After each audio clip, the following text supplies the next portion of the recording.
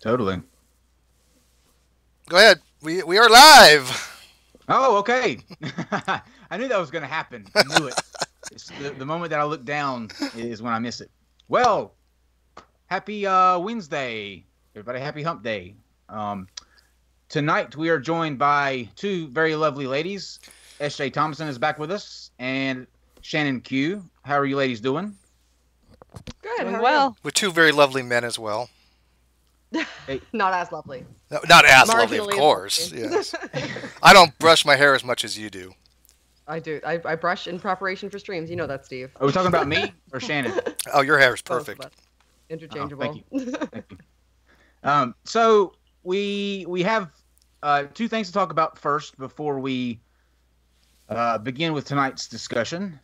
First, we'll start with some good news, and then we'll go into the not so great news. Next Wednesday, I believe that's April the 11th at 8:00 p.m. Eastern, we will be having discussions part 2. And that will feature Aaron Ra and Jeranism. And Jeranism is the perhaps biggest flat Earth channel on YouTube. I believe he's the biggest, isn't he, Steve? Yeah, I think he's probably got the biggest. One of them.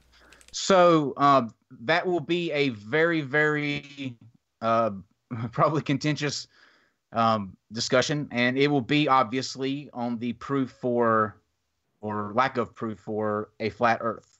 That's next Wednesday at 8:00. So that's going to be huge. We're excited about that. Arn coming back fresh off his trip from the convention. And it promises to be, I think, a really good discussion. Now, I want to do some not so great news. So last week, in the wake of the Max Colby incidents, I guess you could say, Max used to do a kind of, I guess, a podcast or some shows with someone called Deflating Atheism. And so I thought it might be a good idea to involve him, bring him on, and let him have a discussion with someone as well. So I reached out to Deflating Atheism and had a very cordial exchange. He asked what the topic would be. I even went so far as to let him choose or tell him that he could choose what the topic is. I try to do that with the theists that come on because they're kind of at a disadvantage because there's automatically going to be, 3 on 1. So I feel it's only fair to let them, in the most cases, choose the topic. So that's as far as we got on that. We were supposed to choose a date this week and finalize that. Well, I don't know if anybody tuned in Sunday, but Sunday we had quite a melee on our hands. The show was taken over by Godless Engineer and Shannon for some comments that Max had made towards Shannon and just his general approach to atheists in general. In the back and forth and the heat of things, Godless Engineer made a comment that Dean took really personally. And this morning at, it was about 5:00, I got a text message that said, and this is from Deflating Atheism, not Max, this is from Deflating Atheism. And it says, I will appear on your show on the condition that you condemn Godless Engineer for accusing Dean of being a child abuser. You must do this publicly on the podcast. Now, you can ask me to confirm a date 2 weeks from now, after the 18th. If Godless Engineer appears on your podcast before then, I will withdraw my offer and make it known that you are not to be trusted. I held my response. I didn't respond to him then so that I could do it now and do it publicly. And that is just to simply say, fuck you, Deflating Atheism. I will not in any way, shape, or form allow someone to essentially hold the show hostage because of comments that had nothing to do with me. So, you accuse Godless Engineer of saying that Dean was a child abuser. Your facts are wrong. That's not what he said. It's on tape. You can go back and see it. It is not in any way, shape, or form what he implied. So you're wrong on that fact. And you're wrong if you think that by any shape of the imagination, you coming onto this show is vital or necessary or something that hinges on me condemning comments that weren't my own. Now, that invitation is still open should you choose to come on here and have your discussion, and we can forget about this whole ordeal. But I will not kowtow to somebody that tells me that I have to do this and this and this for comments that weren't my own. So whether you come on here or not is of no consequence to me whatsoever. I could care less, honestly. This is an opportunity for you to come on, get your voice out there to a different audience that you're not used to. Now, if this is a ploy because you think it might be a little too scary to come on here or whatever, then I understand, and you'll get a pass. Completely understand that. But don't masquerade it in me having to answer for somebody else's comments. And comments that you accuse him of that he never even said. Once again, I say fuck you. But you're still invited, should you choose. Steve, let's get to the discussion. I disagree with what he said. I just follow, the master's lead. I hear and obey. No, I agree with you wholeheartedly on that. So you express my sentiments to a T. Sweet. Well, then I say we go into the discussion then. Well, let's get into discussion. So tonight we got S.J. Thomason. I want to get this correct. Thomason. Quite the intro. Right? Start the intro. S.J. Thomason and Shannon Q. By now, most people know who you guys are. If not, what the hell's wrong with you people? But, go ahead, take 30 seconds or so. Tell people who you are again. S.J., why don't you go ahead first? And then we're going to talk about atheist versus theist. Why can't we be friends? Hi, I'm S.J. Thomason. I'm from Florida. I am a professor, a college professor down here, and I teach business courses. And I've been on Twitter since 2014, and that's where I came into contact with all of you and many people. And then I started getting on YouTube as well. And so it's been a ride. It's been fun. And thank you for having me on. I really appreciate it. And it's been great. We actually enjoyed having you on, and we appreciate you have been promoting us. Thank you very much for that. Shannon. Absolutely. We kind of know who you are, but just in case, go ahead and... Not everybody does. Not everybody. I'm Shannon Q. So I'm affiliated with multiple channels. I host Let's Talk About You with Shannon Q on the Great Debate Community on Steve McRae's channel. I am the co-host of the Heathen Hour podcast, which is every other Saturday on the Godless Cranium channel. And I am most of the time in the background and sometimes in the forefront of the Apologia channel. And that's my main focus. I spend most of my time working with Paul on Apologia. And I have been on Twitter since July. So I'm pretty new to how much content does your YouTube channel have right now? It has zero content. It has zero content. But and how many subs? I have 860. And what are you doing when you hit 1,000? I have to make content. I promise I'd make content. Can I ask a question? Did I see correctly last night that Paul had a letter from Ken Ham? He did, yeah. You got a very special invitation. Interesting. We haven't got the details of it yet, though, have we? I do. What can you do? Yeah.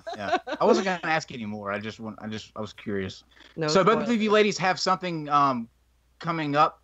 I know Shannon, you can talk about the Heathen Hour podcast and what guests you have coming up, and then we'll go to SJ for what she's got coming up Sunday, and then we'll get talking. Sure. So the next guest that we have, I believe, is Nightmare Fuel. And it's not this Saturday, but the following Saturday. We're every other Saturday. And it's 8 p.m. Eastern. And it's on Godless Cranium's channel. And we have people of all different ilks. The last Saturday, we had a priest from the Church of Satan. And the week before that, we had Aaron Ra on. We had Max, our very first podcast. We had Max on, along with...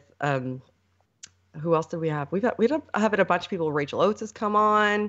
So we like to cover a broad spectrum of viewpoints.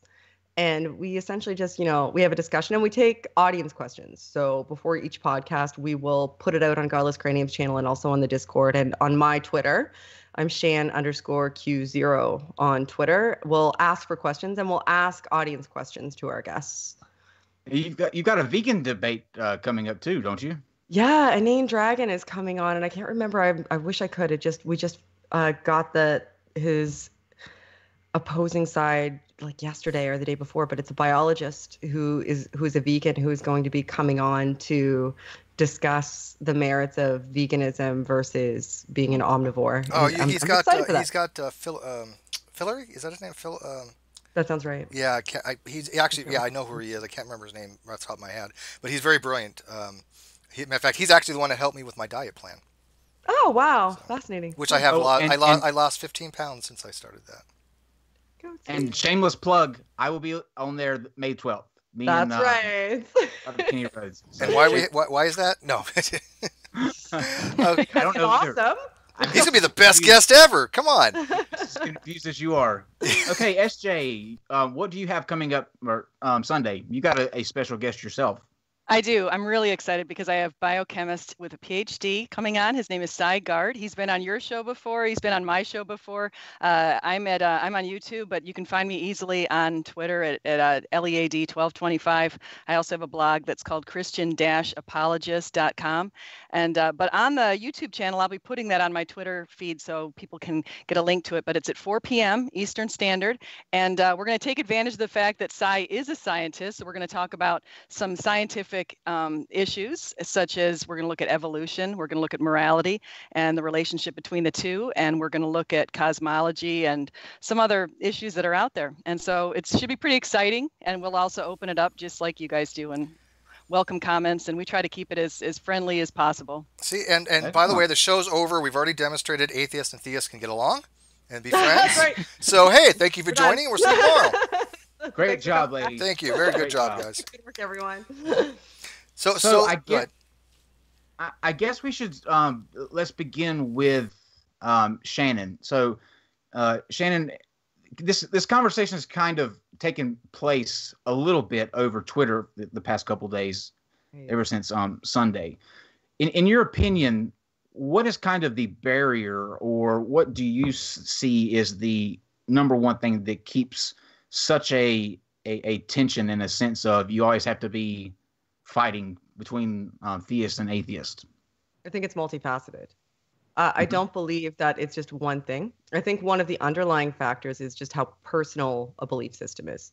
People don't come to a belief system based on, it's not like deciding what color you're going to wear, like what outfit you're going to put on in the morning. You come to it by making very personal decisions and by thinking critically to your mind about what it entails for your life, and thinking about what it entails for your sense of logic, your sense of morality. So when somebody critiques that, it's very difficult not to understand or receive that as criticism of the ideology. And it's far easier to react to it personally. So you have to be very, very tempered in how you engage these types of discussion, because that's already somebody's underlying go-to is going to be probably to be hurt or offended if you talk about something that they hold so dear. So if their underlying reaction is going to be that, you have to think about your strategy more. And not a lot of people think about communication strategy. On top of that, I think in the climate where we're currently in, there's a necessity, or not necessarily the necessity, there's a desire to garner a following, to gather people together so that more people will be on your side, to win the fight, to really show that person, to have shown them up so that you can say, hey, look what I did. Did you see that? See what I just did there? I was right. And they were wrong. Look how foolish I made them look because I'm so smart. And that sort of underlying attitude can lead to not just the person that you're initially engaging with, especially in a public forum. It can lead to everybody who's observing that's on the other side to perceive you and how you engage on a more personal level and not even consider the arguments that you're making. So it's all about communication strategy, I think. I think it's just people not considering how they engage. I may be wrong. I'm open to listening to what Stephanie has to say. Sure. I completely agree with you. And I've since 2014, I think I mentioned this before, I've come on for the first time and discovered atheists' interactions with theists on Twitter. And I really didn't know about this world that was going on really beneath my whatever you call it, my view. I wasn't paying any attention to that. And so when I got on at first, people would find me because I was doing hashtag Christian and hashtag Christianity and that kind of thing and hashtag Jesus. And suddenly I started getting asked a lot of questions. And I realized, I said, oh, my 1 Peter 3:15, I must answer every question that I receive. So I started answering a lot of questions, and then I started generating more questions because I was answering questions. And a lot of times they were very friendly and everything was great. And then I did notice sometimes, just like what you've noticed, is sometimes it turned into a battle where it was a battle of wits instead of a battle of content. And so it kind of goes back to, there was an experiment one time that some professors did where they had a professor who had absolutely no knowledge of his topic. And he got up in front of a class and he started speaking about his topic that he had no knowledge about. He was a fake professor. He was really just an actor. But his delivery was so impressive and his confidence and that kind of thing that it wowed the class. And so another guy came in and had a lot of content, very smart professor who knew everything. But when he got in there and he delivered, he was kind of ho-hum, and his scores were way under the guy who absolutely knew nothing about what he was talking about. So it's kind of sad, but the delivery really matters. And so I can see that play out on Twitter when you see two people competing with each other. And it's really, again, not about content. It's more about the way someone's saying something and that kind of thing. And I don't think any of us really want that. So I think it's ideal if we can all have a conversation that's pleasant and it's not really about I won or you won or that kind of thing. Would you agree? I think. Yeah, no, I'd absolutely agree. I think what's really important when you're discussing things in the public forum, at least to my mind, that the strategy that I employ is to try to perpetuate conversations where you can exchange ideas in a tempered manner, to try to not allow myself to be baited into escalation. And that's difficult. You know, you're human.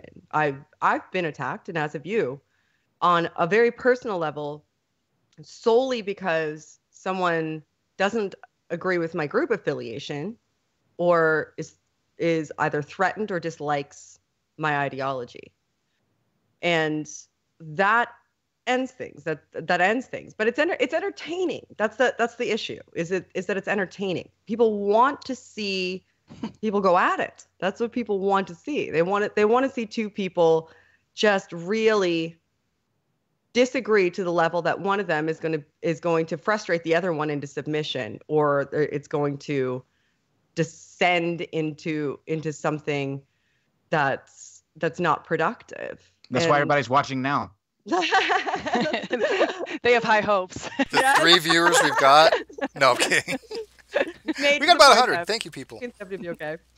But I mean, you and I are talking about something innocuous right now, though. I think we can both agree on this subject, right? So we both can agree on this. If we were talking about something that was a little bit more emotionally charged, perhaps it would be a different situation, and that's the issue. Trying to be able to take the emotional out of the discussion is very, very hard. And we're also in an environment where it's all about view counts, right? It's all about, you know, getting people's attention and building, and we've built a community too. So we're all on each other's team. And if we see one of us being attacked, we'll defend each other. We'll defend each other because we form friendships and we form a sense of community, and we don't want to see anybody be belittled.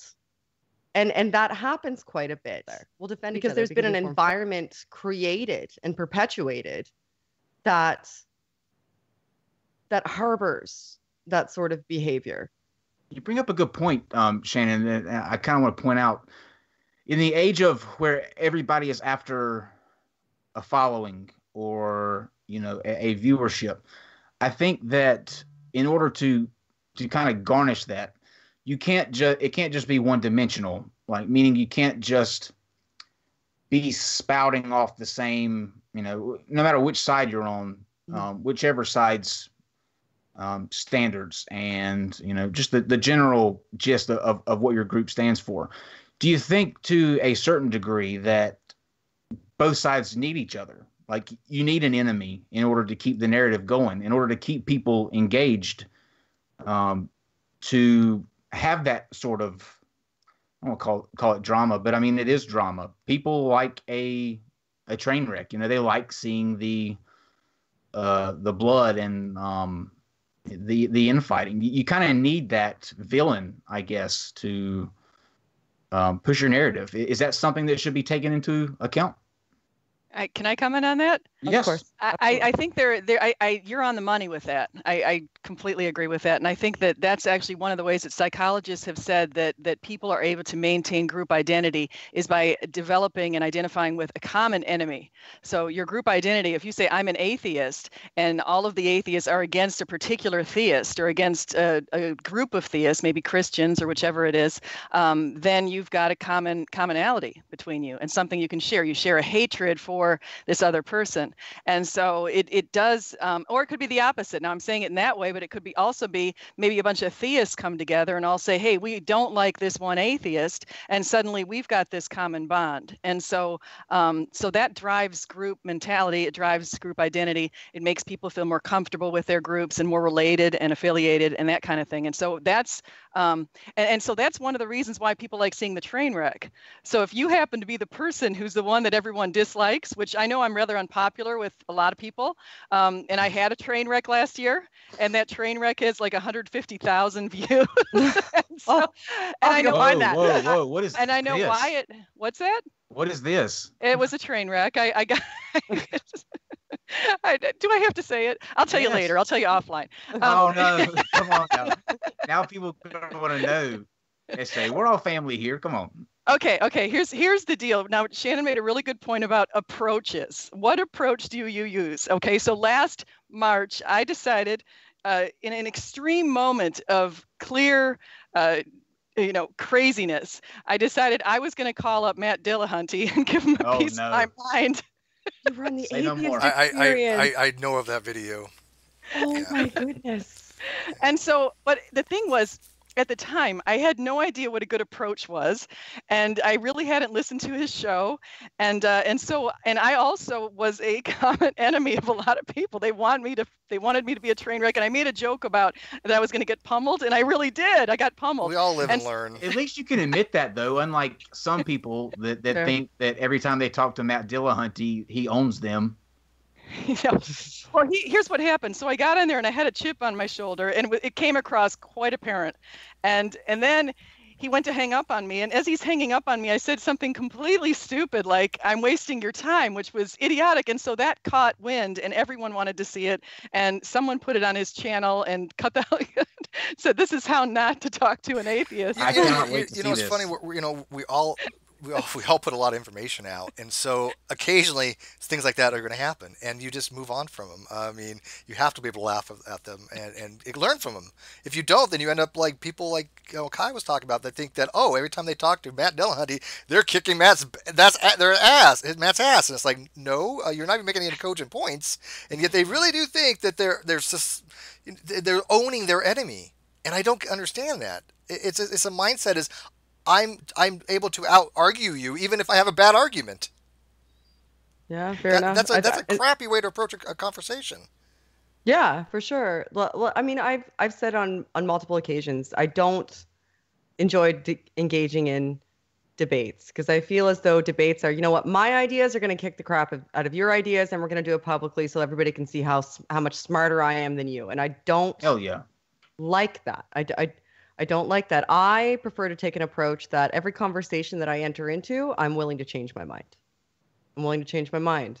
I go into every single one of them open, thinking, changing my mind is one of the best things that can happen to me. It means that I learned something that I didn't know before today. And if you're not open to that, then then you're wasting a lot of your time. You're risking losing opportunities. There's the fundamental difference, though, that I think that separates the two of you, because on the atheist side, they are able to say that that something can change their mind. Whereas SJ, you don't have that luxury, because that would, constitute doubt. Well, not every theist thinks that way. Some theists say, hey, you know what, I could be wrong, and you can show me I'm wrong, I'll change my position. I mean, they're far and few between, but they do. She can answer for herself, though, too. Like, let her answer for herself. How do you feel about that, Stephanie? You're willing to change your mind? Well, let me explain how I started. So I started as a Catholic, and I did change my mind. In my early 20s, I decided to give up Catholicism because I was unhappy with certain things in the church. And my entire family, except for my sister, all left Catholicism. So I had changed my mind. I changed my mind on Catholics, but I still was kind of wishy-washy. I was a wishy-washy Christian for a bunch of years. And then I was kind of gravitating towards the Eastern religions. And so I was ready to change my mind to the Eastern religions. And I started buying a bunch of books that you guys would laugh at, like Deepak Chopra and all those books. And I started reading James Redfield and Celestine Prophecy and just anything I could get my hands on for Eastern religions and the Dalai Lama and all that kind of stuff. And I was completely going that way when I had some spiritual experiences that told me that God is not passive. There's no way God's passive. So then I thought, okay, well, then if God is active, then that kind of rules out the whole supreme being in the Eastern religions for me. And so now I've had more experiences since then, and that's pretty much what's happened. What is this? I've got a call coming in from Skype, it says. Oh, we're on Skype. Don't answer it. I decline. Okay, no, so that's what happened. So I have changed my mind quite a bit through the years. Oh, that's Craig. Who's Craig? Your friend Craig, or Greg. Oh, Craig. Oh, I don't know who Craig is. He was on last week. He came on last week with SJ. Oh, okay. Fair enough. The guy. I see. Are you looking to have him in, or would you prefer to continue the conversation? No, go ahead. Okay. So let me ask you guys though, what is the main disconnect you think between atheist and theist, other than just the position of God? And by the way, SJ, before we move on to that, if there was enough evidence that God didn't exist, would you accept that, or is there just no way you can change your mind on that? If there were evidence that God didn't exist, I absolutely would accept that. Fair enough. So obviously, I think a lot of the problems that I think both of you would agree upon is that extremism on either side is probably a problem. I've seen just as much irrational, illogical, just ignorant atheists as I have. Same thing with theists. I mean, I'm not going to say they're equal proportions, but they do exist. But you both agree that when it comes to pseudoscience and bad science and things like young earth creationism, that's all wrong, and you think that stuff shouldn't be taught in school. So do you think that if there wasn't that extremism, do you think that there would be more likelihood that atheists and theists would have more of being friends? Go ahead, Stephanie. I think that social media has kind of done us a huge injustice as far as drawing a divide between atheists and theists, because anytime, and I have to admit, I don't really have any atheist friends in real life, but that's not purposeful. And I actually could have atheist friends that I'm not even aware of, because I live in a place where I'm in a country where we're only 3% or so atheists. So maybe people just aren't saying they're atheist. I could have atheist coworkers that just don't say it. But I think that social media actually has made a divide, kind of like the way politics has a divide. Suddenly you have Democrats versus Republicans, and they can never seem to work across the aisle. So that could be kind of similar. And I think it would be much nicer if we all did come together. I think that I would like to bring up something. I'm kind of lean to the left a little bit as far as my politics and stuff, which is closer to the atheist stance. So in some ways, some of my views are more consistent with atheist views on certain topics that are political than they are. And so I think that a lot of atheists assume in fact, when I'm on Twitter, I get more people tweeting at me that I've never met who say, that I'm a follower of Trump and all this kind of stuff, and I must endorse this, and I must be loving guns. And I think, no, that's actually not the case. I happen to lean to the left. They're like, oh, no, you prove it to me. So they're making an assumption that just because I'm a Christian, I have to be a Republican Christian, and I haven't been Republican since Reagan was in office. Interesting. Yeah, hope for you yet. You made a little bit of an assumption there too, though, because you said atheists lean to the left. Perhaps that's a demographic truth that I'm not aware of, but that seems to kind of be a bit of a generality. That's one of the other things that I wanted to address, is that I feel that a lot of people on both sides, I'm sure, speak in broad generalities. It's something that I've been subject to. I've entered into discussions honestly with people, just looking to, exchange and challenge ideas, my own and theirs. And there's instantly been a set of assumptions laid out because I was an atheist, and in fact an anti-theist. I have had people, once they hear that I'm an anti-theist, immediately publicly condemn me without so much as engaging in a conversation with me to find out what that even means from my perspective, because they immediately think that because I'm an anti-theist, that means that I'm going to be persecutory, or that means that I want people to not be able to practice their religion. I want to take religion away, and it doesn't mean any of those things to me or any other anti-theist I know. So, and I've been called ignorant without somebody even so much as asking me a question or engaging in a dialogue with me that would give them an idea of what I think about anything at all.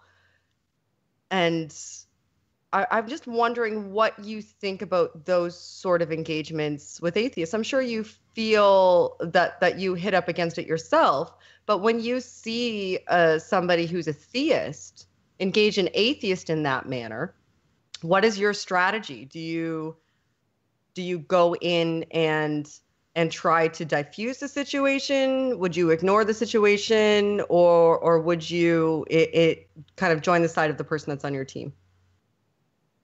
It actually really depends on exactly what they said. So I would want to look at what they said. I don't endorse that. In fact, I hate it when I see that coming in. I don't like it when I see it on my side, because I have made mistakes on Twitter. I've said things that I'm not happy about. I was poking fun at people last summer. I wrote a big blog about how I was sorry about, I made jokes like, I won't even say that, atheism is, what did I say? Atheism should be an Olympic sport because of extreme mental gymnastics, and I thought that was really funny. It's not funny. It's not funny. And so I pulled my silly jokes out of Twitter because I was offending people. But now when I see that kind of thing coming in, I think to myself, oh no, they're on the same path I was on, which we thought it was really, we think we're making fun and having this good time, and it's really not a good time to do. And so it's not appropriate. It's not healthy. It doesn't develop any relationships. It only draws wedges between people. So it's an awful approach. And so when I see it coming in, do I correct them? I do it in a subtle way. I try to do it in a subtle way. Like I was on, I'll give you an example. A couple of days ago, there was because you were on the show with the Satanists, I became kind of fascinated. Yeah. I think I said something about and I thought, what, Satanist? Wow, what's that? I hadn't really come into that group, except for I was familiar that they endorse Ayn Rand's values and egoism and that kind of stuff. So suddenly I was on with babies. Yeah, I was on with two different Satanists, and one of them was just a young girl I could tell, and she seemed sweet. And one of my theist friends jumped in there, and he started kind of attacking her, and I thought, oh geez, there was another guy who was a very older Satanist who was actually kind of a rotten person as far as how he was interacting with me and what he was saying to me. And but the woman seemed very sweet, and he was kind of using an approach that was very harsh with her, and he felt justified by doing that. But it turned about that when I was tried to step back and put myself in her shoes and think what brought her to that position, and I should just try to be nice and see what happens. And at the very end, we had such a good conversation, and I thought she thanked me, and I thought that's the approach that I hope he saw, because that's the way that you win friends. You don't win friends by cracking jokes and being, thinking you've got a chip on your shoulder and playing that silly game. But where do you go into the, I think the caveat here is it's not equal. I guess the friendship wouldn't be equivalent, deciding, depending on which way you go, meaning that okay, let's say you and Shannon become really good friends. At some point, SJ, I think that because your faith kind of, I don't want to say mandates, but encourages you to witness to Shannon, then at some point you're going to have to try to put those views onto Shannon. Whereas I don't think you're going to see that as much from the atheist side over. You know what I mean? Because it's not a actively trying to convert you thing. But for you, you're kind of commanded to do that. So how do you walk that line between, remaining friends with an atheist, but not getting too close to where you feel like you have to start witnessing to one? Shannon, I can say if we become friends, I'm not going to witness to you. I'm sorry. You don't need to be sorry. I wouldn't waste your time. But that's a good point, though. That's a good point. I'm going to do it because in my belief system, I think that if Shannon is ready to come to God, and if Shannon wants to come to God, and if God she wants to open that door, that God will make himself very known to her, and so it's really got to be between Shannon and God, not between me and Shannon. So it would have to work that way. So why doesn't God do that more often, if I can ask? If God wants people to come to him, then why is it every theist, well, not every theist, but a lot of theists, especially the evangelistic ones, they think it's incumbent upon them that they're being called by God to try to convert everybody, and yet if God wanted that person converted, there's probably better ways to do it than sending some whack job, out they're extremist evangelists. And you're not one of those, by the way. I'm not insinuating that at all. But we do know people that are, some of them in the community, that are way fringe. And when they come to me and to witness, and I disagree with them fundamentally on everything else, I have to think to myself, why is God sending this particular person to convince me when I have no respect for this person? I don't think this person has any idea what they're talking about. I would think that somebody like, for example, I like Shannon a lot, right? So let's say Shannon was a theist. She said, "Hey, Steve, I want to talk to you about my beliefs because we agree upon everything else that we talk about." I'd be more willing to listen to her, right? So I don't understand why God does send these really extreme people to me that I'm not going to really think that they're competent enough to try to witness to me about. By the way, SJ, Steve is up for grabs. Just remember that. This may be your opportunity. Yes, ladies, I am up for grabs. Hear that? No, I didn't mean that way. I mean in the God. God scene. He's an agnostic, so he's up for grabs. This is an interesting. I think this poses an interesting question, though, or an interesting a point for us to maybe discuss. Do you feel, aside from, the fact that, people are purposefully antagonistic or unintentionally antagonistic because they're trying to garner attention or they're trying to get their groups to be behind them, and aside from the fact that people don't necessarily focus on an appropriate communication strategy, even leaving those alone, if everything was ideal and those two things were perfect, if everybody had an ideal communication strategy and nobody was, puffing out their chest to impress their group, do you think that atheists and Christians would still be able to get along? Or do you think that Christians would still, or Christians and theists in general, sorry, I don't mean to say Christians, I'm saying that because you're specifically a Christian, so that's what you would speak to. Do you think that they would still feel the need to correct atheists? And do you feel like atheists would still feel the need to, from their perspective, they would feel like inform Christians?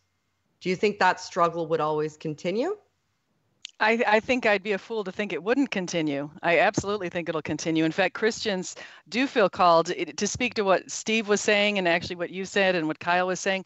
Christians do feel called to go out and share the good news. We actually have been commanded to do that. And so that'll never end. So I'm just, when I receive that command, I think to myself, well, you also have to look at the person and realize you can't just go and spread the good news to someone who doesn't want to hear what you want to say. And so if, like Steve said, if a whack job shows up at the door, Steve's not going to pay any attention. If the person had a good level of self-monitoring, the person would know that he's not paying attention. And so that's something that has to be paid attention to. But to the other side, to look at the way that atheists also sometimes, by calling us, like many times they'll show up in my feed and say that I'm delusional or that I'm schizotypical, or I'm schizotypal, or I'm I've got brain injuries. I mean, I've been told everything. I get told, like you were told, they tell me I'm ignorant. They don't know me.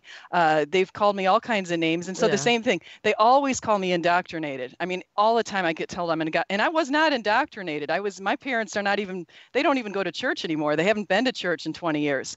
So I wasn't raised quite that way, but I get that approach too. So it does work on both sides. I'm not trying to, you don't do it. And Kyle and Steve have been, more than all you guys have been, extremely polite. And I think we can all get along quite well, but we do see other people, fringe people on both of our sides who have an approach that's very, very hostile.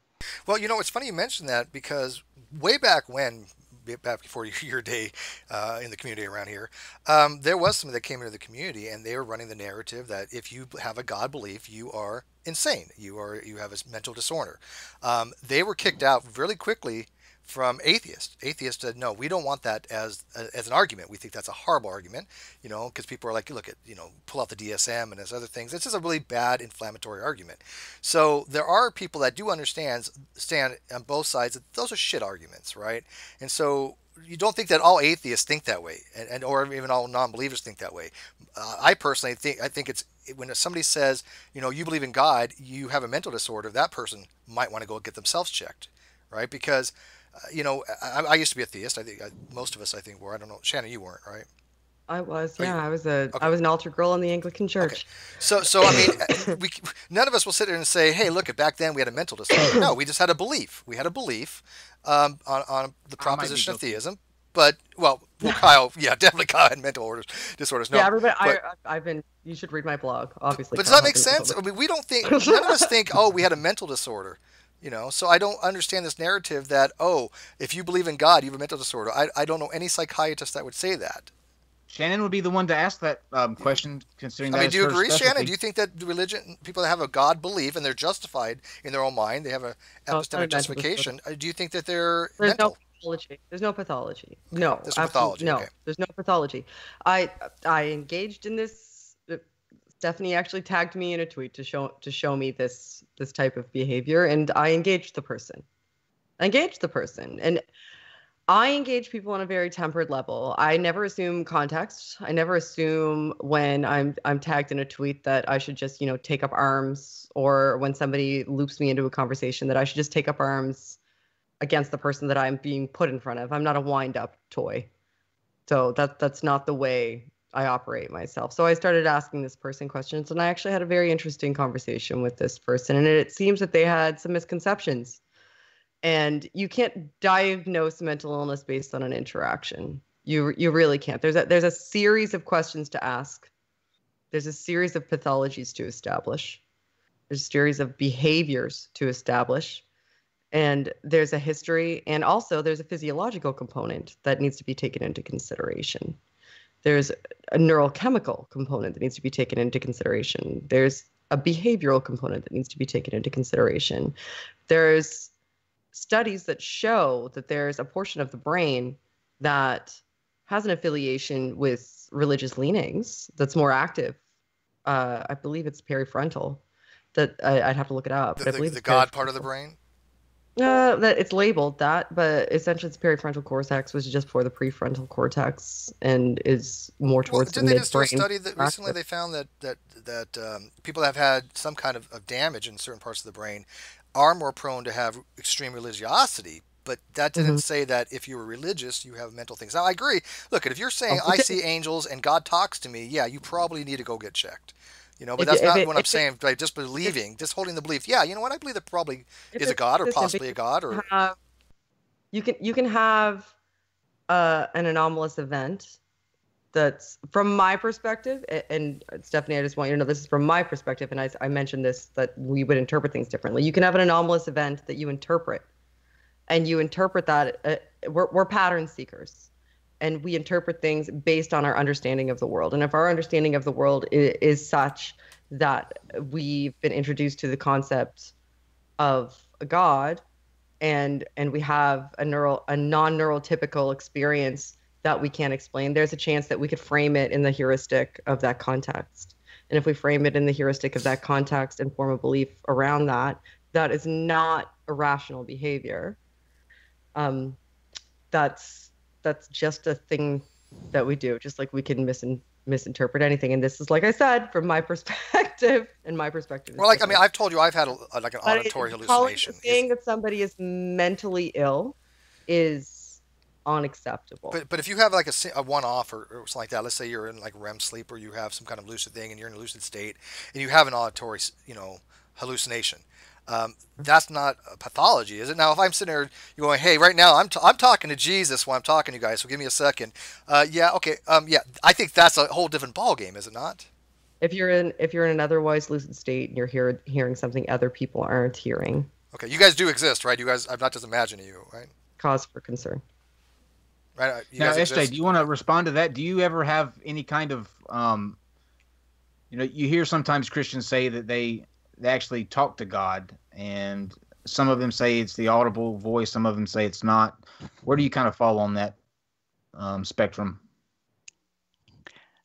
Well, let me go back. So I have had experiences, and I'm not going to get too detailed on them because I've had, every time I bring up my experiences, I have a number of people who like to tweet at me and say I'm schizotypal is the word, and it's a personality disorder. It is not at all characteristic of my personality. It's not at all like me. It's people who are extremely introverted, who are not social, and that does not speak to me. I've done personality profile assessments. I am not at all like that. So it's extremely offensive that when I try to tell people I have had experiences that relate to God, and I've had multiple experiences in different ways, that somehow means that I have some neurological disorder, or I have something going on upstairs that's not quite right. That's just not right. I am a well-operating person. I've been an administrative, I was running the administration in my school as an associate dean for 5 years. I've got a lot of people who've worked under me.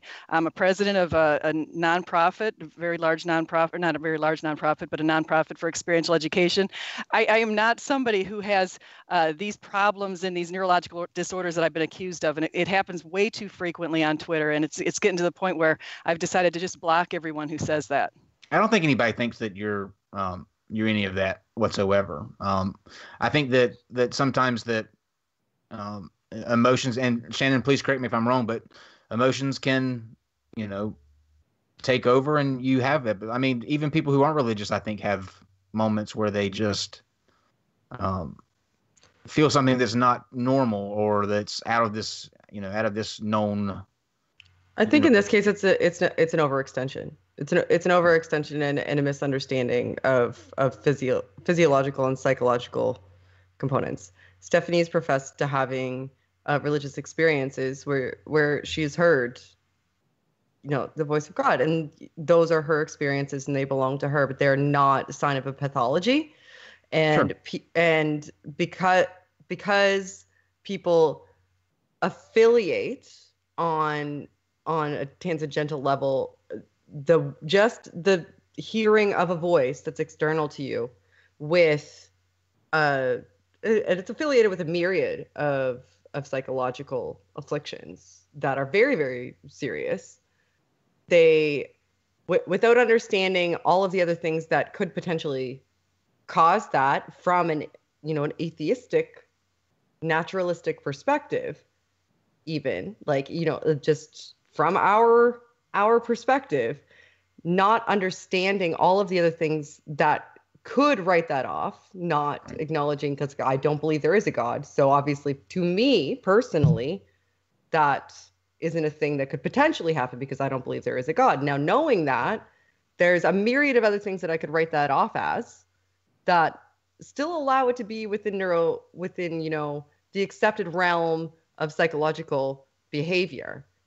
But if you don't have that breadth of knowledge and you're in a combative position, you may look at that one aspect and then affiliate it with an affliction that is a component of the affliction without understanding the full pathology of that mental affliction, and then assign it arbitrarily. Yeah. Right. And either maliciously or not, and in some cases maliciously, in some cases not, and either way it's interpreted as being malicious. Right. whether it is or isn't.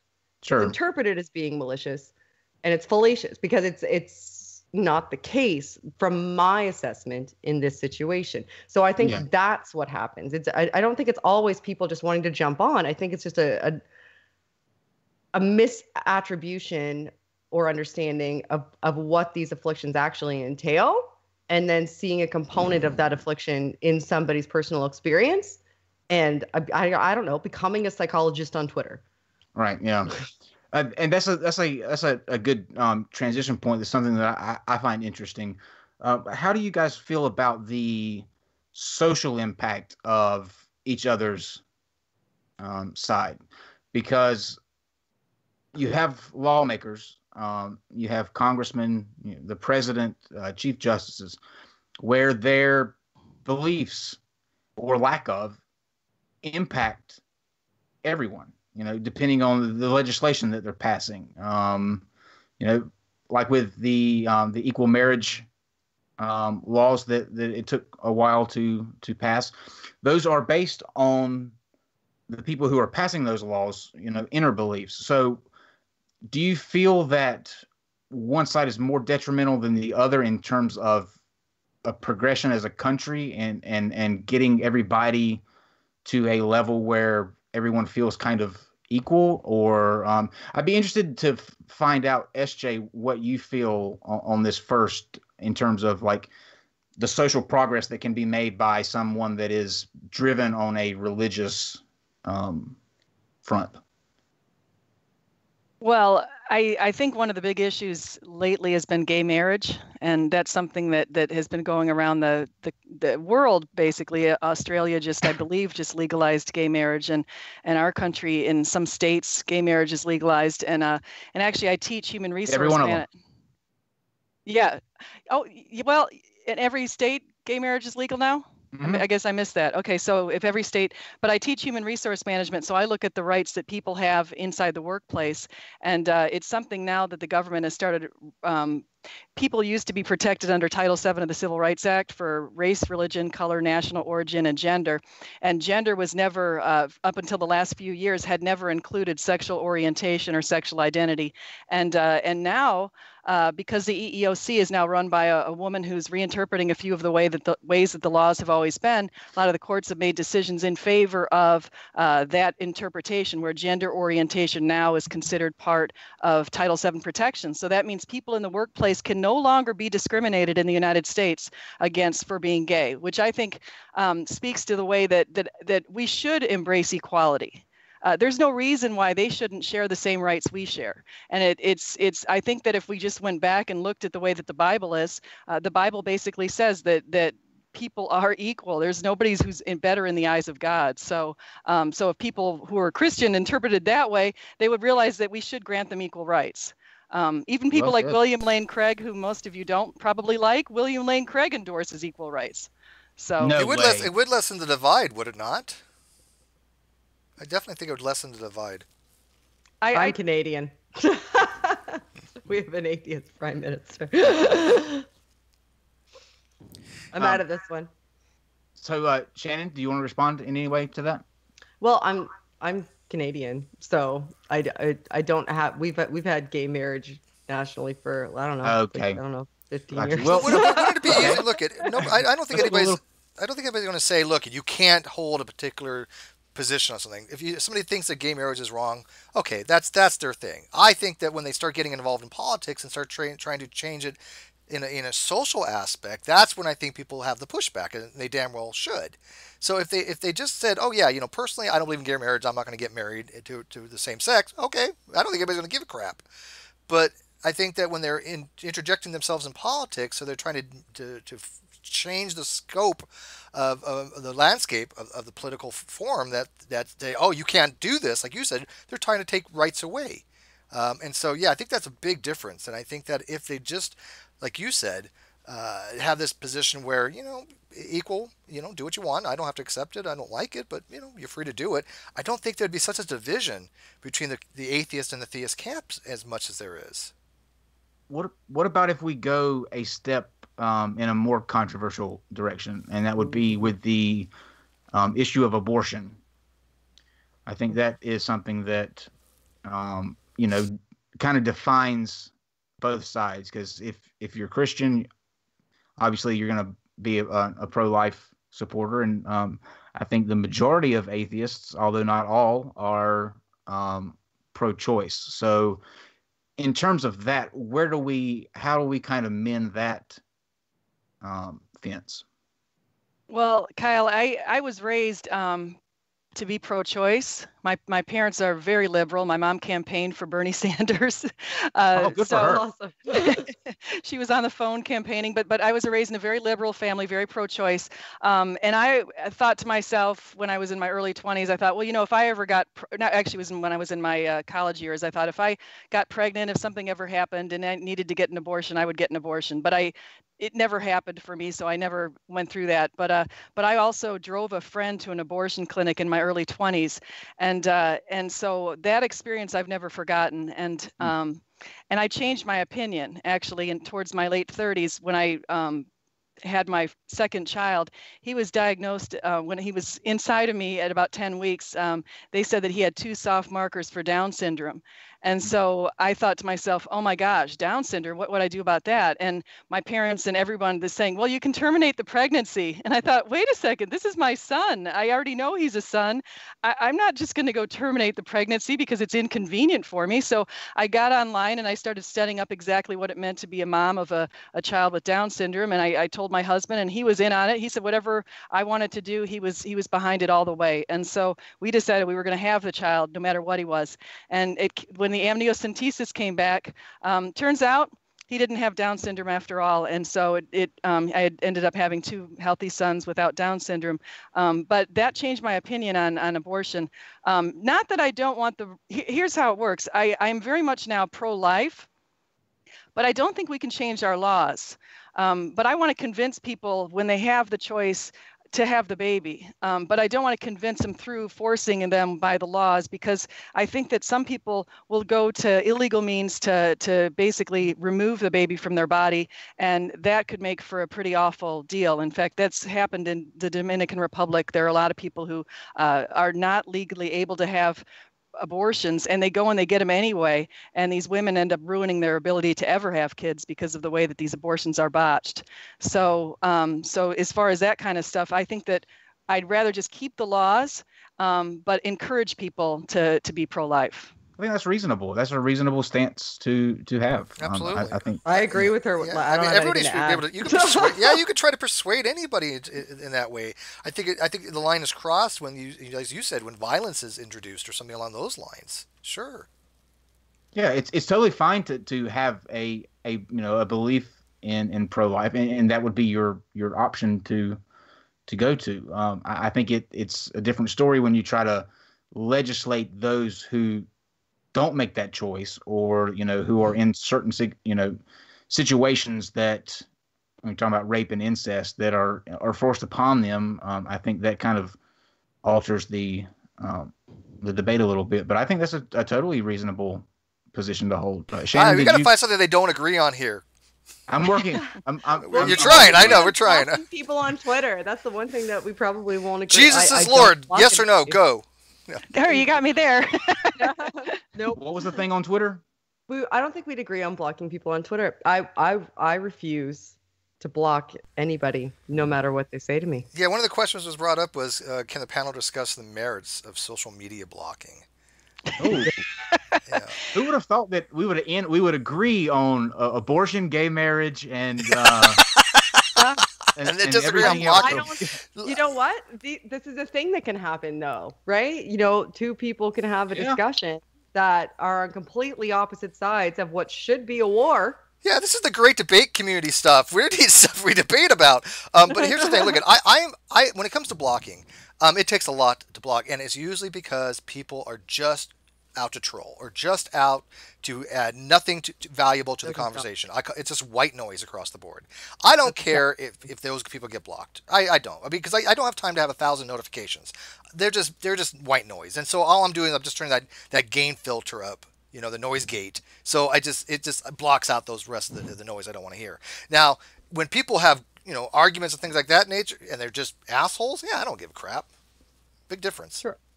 So, well, the reason I brought it up is Stephanie said that when people are engaging her in that manner, she's blocking them just right from go. I have a different strategy. My strategy is those are the people that kind of become my focus. I wish they weren't, but yeah, they kind of become my focus so that I can hone my communication strategy better.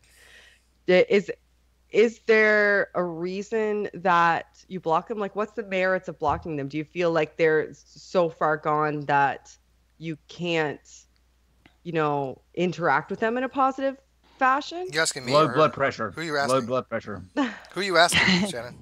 Definitely. No, well, actually, here was my strategy. So for many years, I had a strategy of no blocking, and I thought that seemed like a good idea.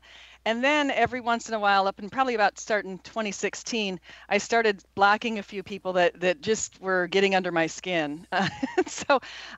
And so then I, and it made me feel good. But then every once in a while I'd go and I'd unblock all of them. So I'd block people. I'd get upset. I'd wait about a week, and I figured, okay, time out. It's over. I'll unblock. Just like how I treat my kids. And I used to every year I clear all my block filters every year, but unfortunately I can't longer have the luxury of doing that any longer.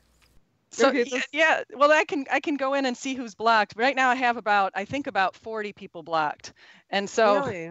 I've never blocked a soul, so I don't even know how that would work. Hey, I can tell you what, Shannon, one of my good friends, I won't name her name, but she has 450 people blocked. So I think I was Steve Kinainen. I think I have. If I looked at my Twitter, if I remember correctly, I think I have about 12 people blocked. So it's not not an exceptionally big list of all the time I've been on. So, and half the names on there I don't even remember. So it probably was just somebody just really just trolling more than anything else. It's just I don't want to deal with it. So. Well, yeah. I'll go back to what happened. So on a what was it called? New Year's Eve, I decided, okay, I'm going to unblock everyone. I'm going to open the floodgates. And my friends all made jokes, and they said, oh my gosh, if you, because they said you've been holding it all in for us, And so I opened all the floodgates. I unblocked everybody, and it was nice for a little while, and it seemed everything was good until about January 14th, and then there were two people I had to block them. I just couldn't take it. Let me ask you this, Jesse. People are asking in the live chat, like for example, like Jackson Wheat. I guess you blocked him. I do not have. I don't think I've ever blocked Jackson Wheat. He's well, the reason we ask is, I don't know how anybody can have a negative word to say about the guy, right? The guy's he's just nice. Matter of fact, the only thing negative about I would ever say him, he's probably too nice, right? But no, he's a wonderful guy, and he's educated, and he's articulate, and has great videos. He's not combative. He's not trollish. I couldn't imagine anybody having any rational reason to block him. I don't have him blocked. That's what they're asking. So I don't think I've ever had him. People keep asking it, and I think they're confusing me with that one friend I mentioned who has 450 people blocked. Oh, that might be true. And it's not Eve. I'm talking about somebody else who has my first initial in her first name. But she has a lot of people blocked, and she has Jackson blocked. What about Steve? What about blocked by Steve Shives? Is anybody here not blocked by Steve Shives? Because I am. Okay. I'm blocked. I don't think I am. I'm blocked by what's the name of there's a biologist who just blocked me. I've never even interacted with the guy. Matt Dillahunty blocked me last year. Well, I mean, SJ, you immediately asked for that. Maybe when he comes on, we'll ask if you can be redeemed. If he's even lifted the ban. Yeah, we'll ask him. No, that's okay. It's fine. He's blocked me. Shannon, I want to go back to something that you said earlier.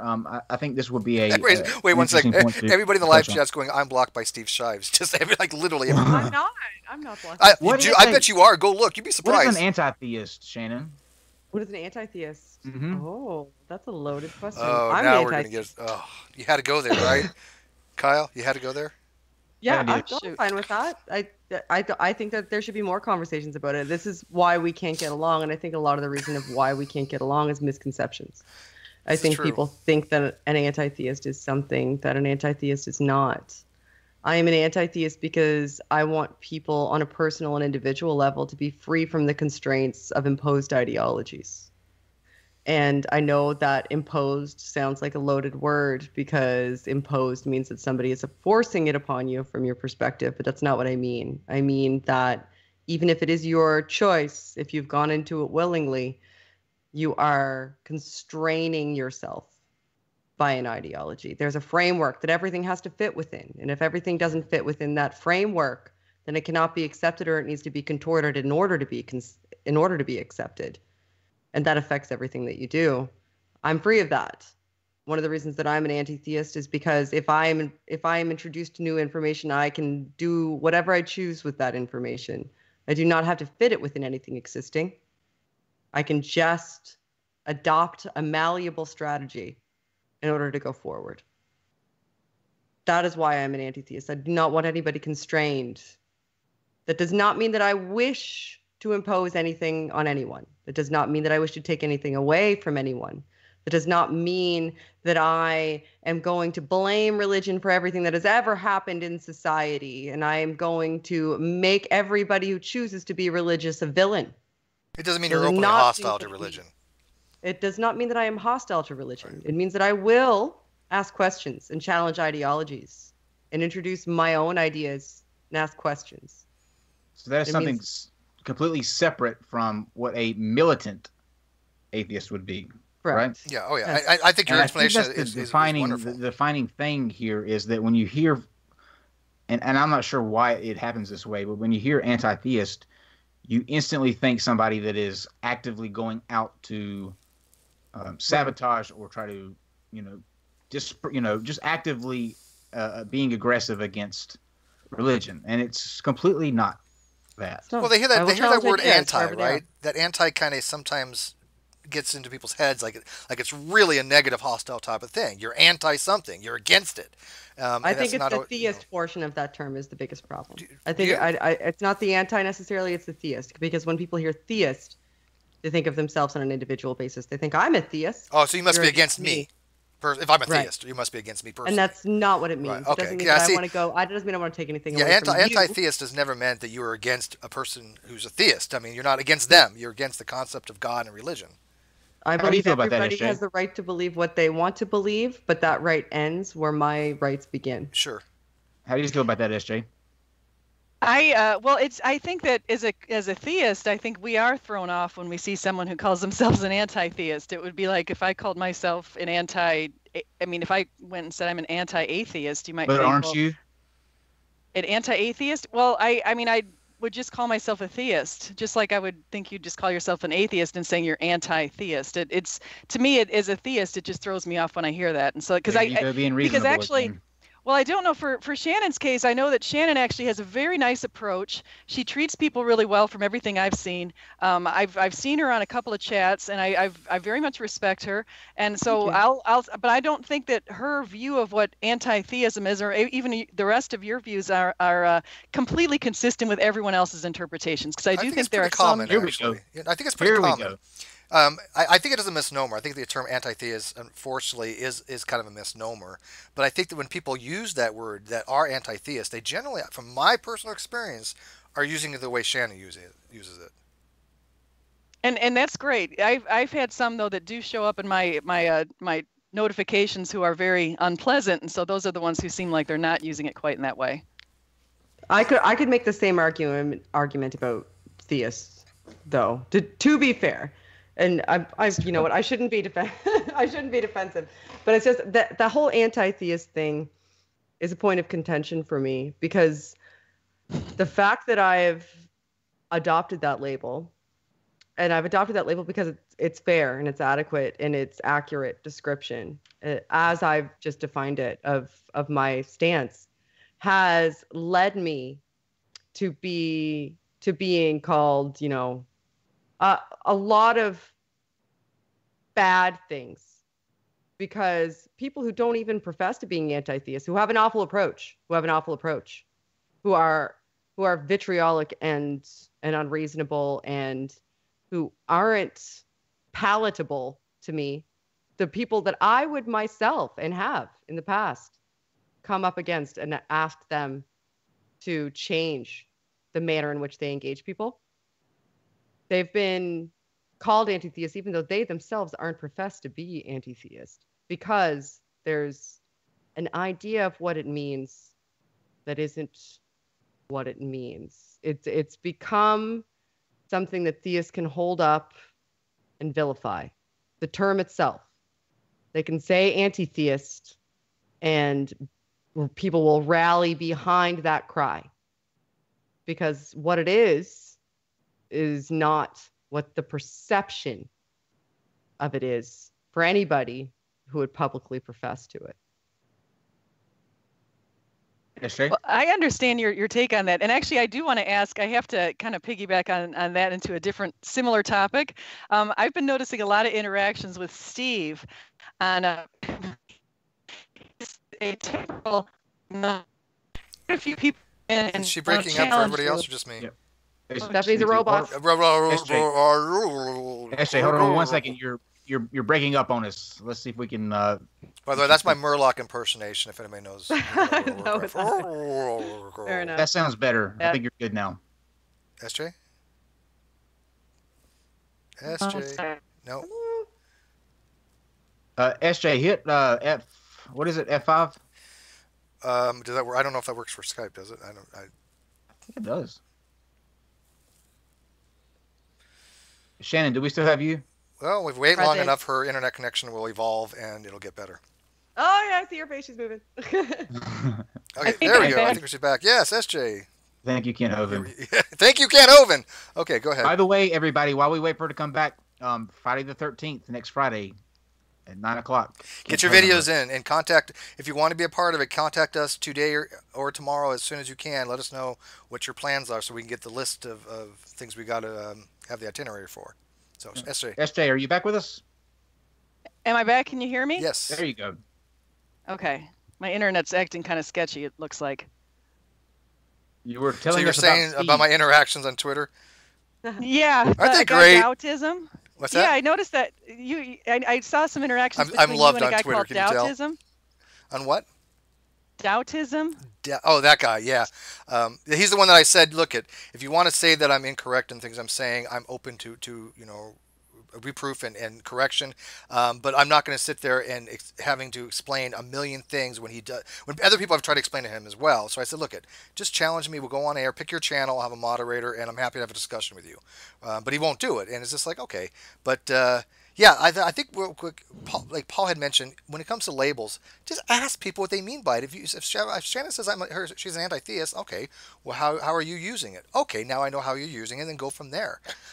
Sometimes you just have to do that, rather than just assume the person is, oh, they're an anti-theist, they're against theist, But what you're saying, SJ, you wanted more information on that guy, down in him, Doutism? I just found it. I thought it was kind of an interesting interaction that you had with him. So I didn't know if you wanted to talk about it. Oh no, I'm fine with it. Matter of fact, I'm gonna have some hangouts on my Twitter things on my own channel at some point, because what I use Twitter for is I use it for a lot of a sounding board stuff, right? And I want to weed out the people that just like Doutism, that obviously we all recognize he doesn't know what he's talking about, and he just wants to inflame. He just wants to harass. He just wants to be a troll. I get that. And so I want to find people that can... Craig's calling again. I want to find people that have a better argument. If they wanted to argue that I'm wrong on something, that's what I want to have an argument with. That's what I want to have discussion with. And he's not at that level. That's it. So, what am I supposed to do? I mean, other people corrected him as well and said, hey, Steve's not wrong what he just said. And he's like, oh, well, then the tribalism kicks in, though. Other atheists have said... Steve is wrong. Steve is wrong. Atheists have said, I agree. Look, Steve is wrong. What did he say? He's wrong. Steve's wrong. Steve, you're wrong. He might say, hey, Steve's could be a dick, but he's not wrong in what he said. Okay, great. But that's not a refutation of what I'm telling them. And I'm wrong a lot on shit. I'm trying to ask people. Steve's wrong all the time. All the time. So much. You might be wrong right now. I might be. He's totally wrong. Yeah, totally wrong. There's another social construct, and I think we should get to before we close out. But this has always kind of fascinated me, and I think that it's a huge point of contention every single year, no matter when, or it's a big deal every year, from Starbucks to the mall, and that is the war on Christmas. So apparently, and actually, you can tell me how you feel. But do you feel? Let's start this way. Do you feel that there's a war on Christmas between how those who don't believe are trying to encroach on changing things like from words like Merry Christmas to Happy Holidays to nativity scenes and that kind of thing? I think that's specific to where you live. because when I was over on the other coast of Florida, when I lived over in Boca Raton, Boca Raton's about half Jewish. And so for many years, I was used to more of a secular approach where we were saying happy holidays, and the parties were all holiday parties instead of Christmas parties. And now I'm on the west coast of Florida, and it's the opposite. So I see much more Merry Christmas. In fact, my Jewish friends now say Merry Christmas to me, and I say Happy Hanukkah to them, and that works out pretty well. So yeah, I think it's odd when people say. Why are you so reasonable? Yeah, really, right? Yeah, I don't know what the hell we're doing on this episode here. People on this. You had Cy and Crocoduck on, and they just agreed on everything. You had me and I know. on, and we're just like, yeah. So I'm all right, somebody. All right, let's go get G-Man. On the line, oh, please. where's Max? Okay, so I I don't understand why people. By the way, I adjusted my mic thing. If people will give me some feedback on that, I don't think it makes a sense to people go out and say, look, it's don't say Merry Christmas. Look, if somebody says Merry Christmas to me, I'm like, Merry Christmas. That's the name of the holiday. If they say Happy Hanukkah to me, I say Happy Hanukkah. If they say Happy Kwanzaa, I say Happy Kwanzaa. I don't find any offense with that whatsoever. I don't care. I agree. I think it's just, I mean, if you had a holiday, I'd say Happy Holiday to whatever that was to you too. So. Happy Steve Day. Hey, we're going to have a holiday for Steve. Happy awesome. Jesus wasn't born. No, I wouldn't say it that way. Mythicist Day. Richard Carey will start that one. Disagreement. Yeah. Festivus, yes, a med student. Happy Festivus. We have Darwin's Day. Festivus. Festivus. We get Jerry Seinfeld in here. Festivus for the rest of us. Yeah, I don't know. I don't care either way either in terms of that. I just thought that it's interesting and kind of almost petty some of the things that we do find to argue about in the grand scheme of things. But like I said, I think that ultimately, depending on what your goal is, I know it's obvious on sites like YouTube and Twitter that you're looking to garnish a following, and so you kind of have to. Nobody gets a following or a big audience by not confronting the opposite view, unless you're doing like funny videos and stuff like that. But if you're having a channel for an established cause, then you obviously have to confront those with an opposite opinion. So I'm of the thinking that they're necessary. It's like in these kind of discussions, we get a lot of feedback from several guests that we have come on and people about how civil that the conversations are, although they do get heated at times, and sometimes even on the people that we have come on. Like some people can't believe that we have Kent Hovind on, and some people can't believe that we have Flat Earthers. Why are you giving Flat Earthers a platform? Right. Yeah. But I think it's important that I don't want to have I don't want to have a conversation or a channel where I'm talking to people that think like me. I like to be challenged. No, and although I might don't. think I'm kidding. somebody sitting across from me telling me about UFOs that have visited here, since 1940 is just absolute crazy. But you'll listen, right? You're listening. Yeah, sure. I'm still interested. Like I find it fascinating, and I want to hear why he feels that way. The Bigfoot guy was fascinating. I didn't agree with a word he said, but it was interesting. So I think that I think you can kind of, it doesn't always have to be contentious just because you disagree. You can still come and have a good discussion, a heated discussion, a passionate discussion, and then walk away from that the same way that you came in. Absolutely. I told SJ and who was it with us with SJ last week? Greg. Yeah. I said let's leave exactly how we came in, and that's what I try to do, because I might not agree with you, but I think it's important that a dialogue happens between us, so that I can understand where you're coming from and you can understand where I'm coming from. So isn't that the point of having a discussion, is to try to understand the opposite viewpoint? You don't have to convince them. It doesn't always have to be a persuasive situation, but it is an understanding. It's a learning moment. Okay, I want to know what you believe and why you believe it. I may not necessarily agree with you, but I want to understand your position. I find nothing wrong with that. Absolutely. I agree. And actually, I don't know if you have a channel or any of you have already been on an episode or somewhere where you've mentioned why you believe why you do.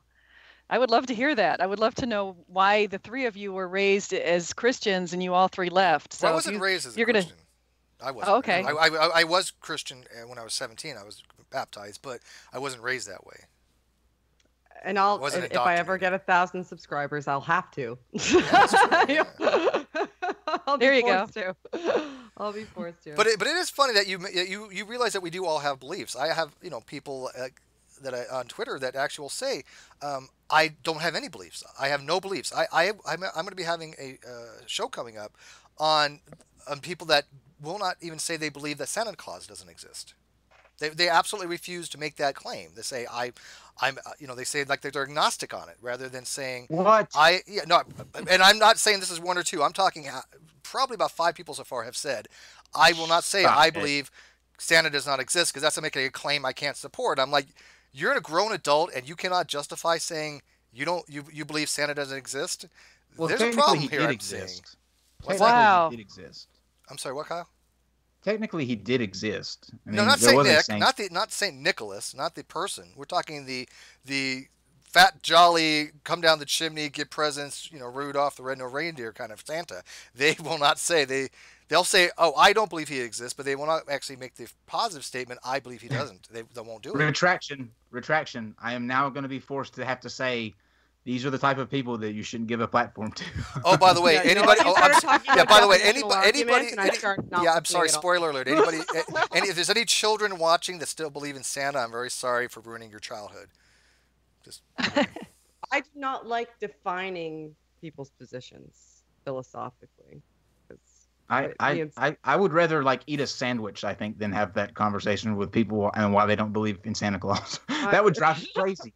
It's some funny stuff. I'm really have somebody else dictate to me what my philosophical standpoint is based on whatever P squiggly line B X equals fucking whatever. But it's so interesting for me.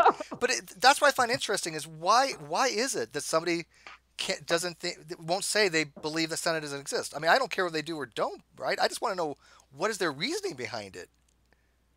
What most people will say Santa doesn't exist.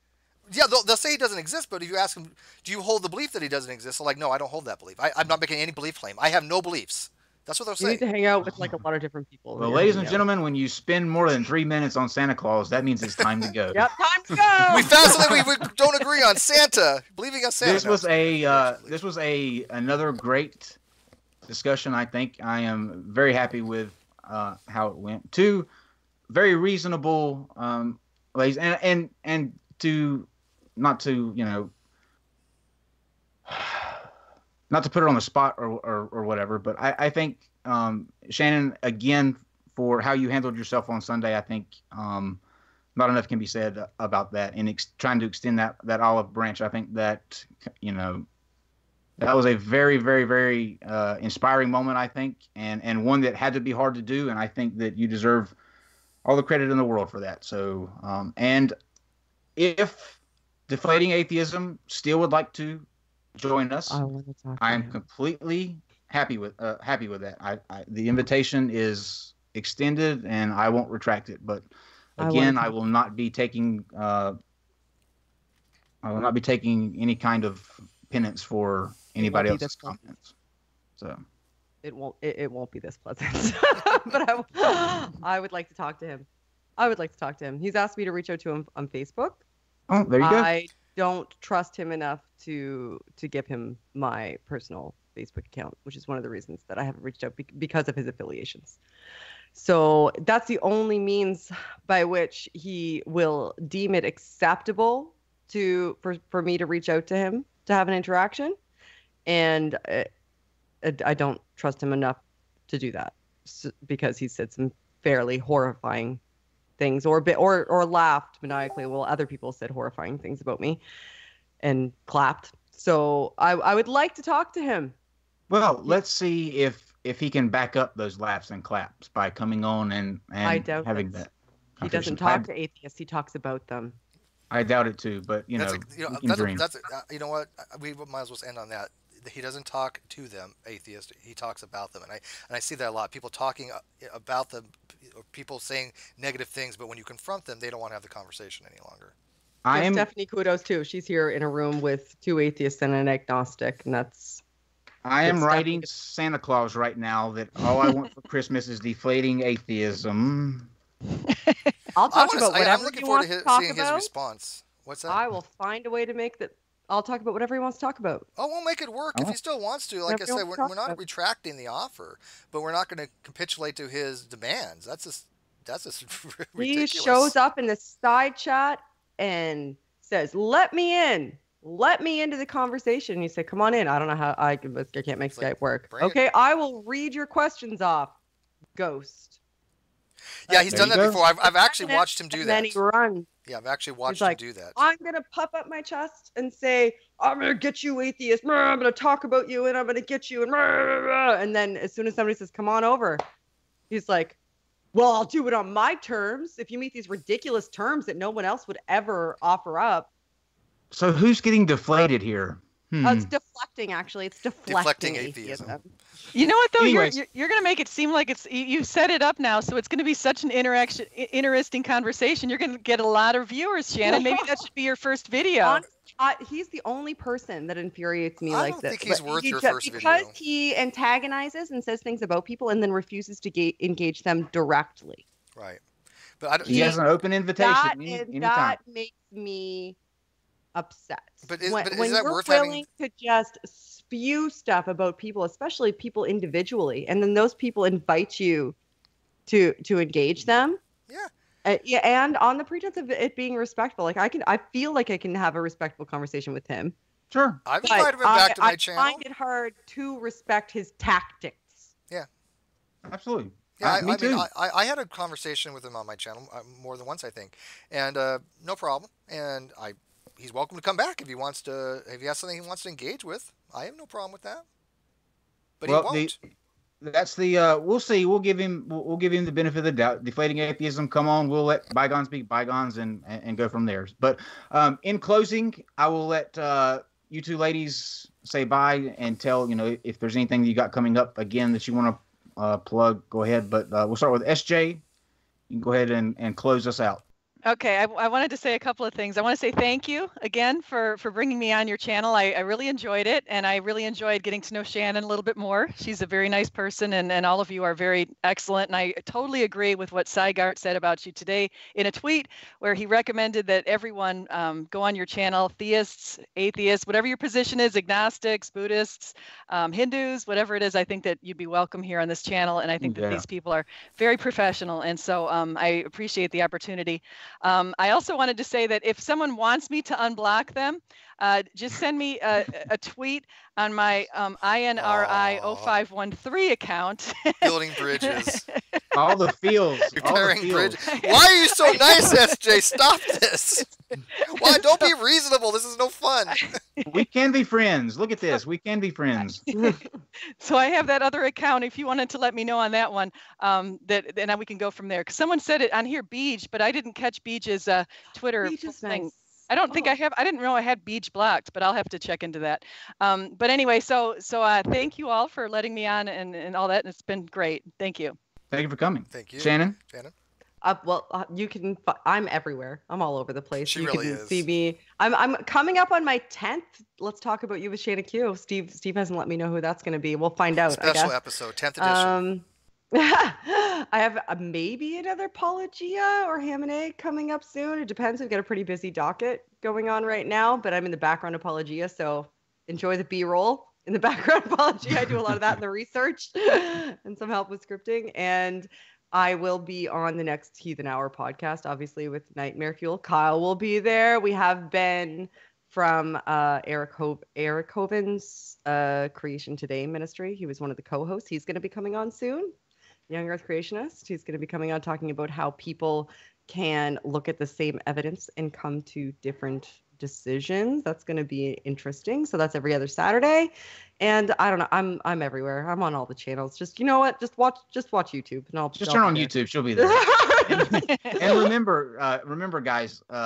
Next Wednesday at 8:00 Eastern will be Aaron Ra and Jeranism. That's one you do not want to miss. I promise you.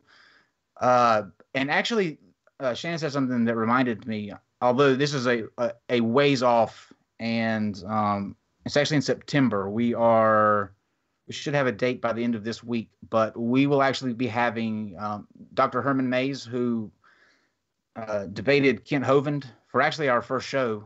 He'll be coming back, and he will be debating Dr. Nathaniel Jensen from Answers in Genesis. Yes, Replace right. Hovind? Yes. I just read that book. Oh my god. Yep. The live chat's going wild. Oh no! Yes. Yeah. That will be in It'll be a September. thing. That's going to be a big show. We are, like I said, we have it confirmed. We are just sorting out a date, and we'll have that by the end of the week. And that will be in September. But that will be Dr. Mays and Dr. Nathaniel Jensen from Answers in Genesis. So God, Wow. That was a bad book. we're excited. And then Matt Dillahunty on the 24th. So got a lot coming up, and the roast. The Kent Hovind roast next Friday, the 13th. So That'll be fun. The roast. busy. sport. Yeah, but Steve, anything No, else just you wanna make add? sure that people that want to be a part of that roast, if you want to be on the program, or if you just want to send a video to acknowledge, Kent Hovind, your experiences with him, and kind of a farewell kind of thing, because obviously I don't think we're going to be doing much more with him since he just got annihilated by Arn, and I don't see anything happening with the second one because Kent just runs away. Then let us know anything you want to do with our video. Just keep it to well, I don't know how long you want it to be. I don't really care, but just message us about it so we know how long to plan the event for. Okay. Exciting. Awesome. Thanks again, ladies, and thank you guys Thank for you. watching. We Thank couldn't do it you. without Oh. you, and we appreciate your love and last thing. support, One last thing. feedback, and criticism. One last Love thing. it. The Geek Room is having their 100th episode. So let's give it up to the Geek Room. Yay, Geek Room. Hey, Geek Room. And with that, can we say goodnight, all? Good night. Good night.